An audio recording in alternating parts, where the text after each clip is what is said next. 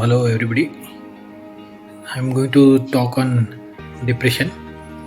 Depression, as you have heard many a times, one of the most common psychiatric illnesses, which is most common and most commonly neglected.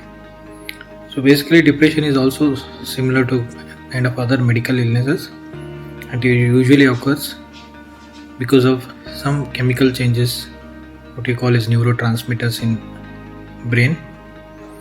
And depression can occur to any person, male, female, any age group, even in children also, and even in old age group also. And as I told, it's one of the most common. 1 out of 4 persons in today's world are suffering from depression, which often is neglected and not brought into notice. So we cannot tell that whoever feels sad for a while or for a minute or for an hour that he is suffering from depressive disorder.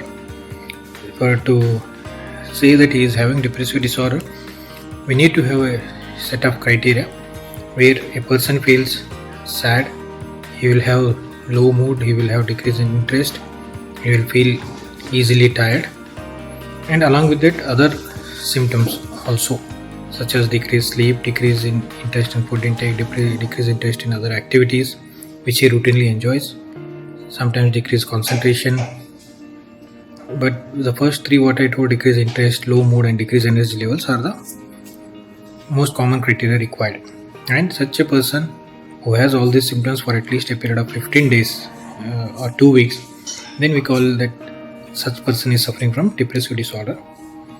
And for such persons, we might need to give medications for a brief period of time. So based on the symptom profiles and the severity of symptoms and the duration of symptoms, we decide that how many days or months we have to treat the person. In depression also, we need to give medications. Many people believe that for a psychiatric condition means only counseling is adequate. It is not so. For example, if you get a fever for 1 day, you will take paracetamol and then take rest. But if your fever persists for 7 days, you go to a doctor, you consult him, you do blood test and all other investigations, then try medication. Similarly, in depression also and in any psychiatric condition, we need medications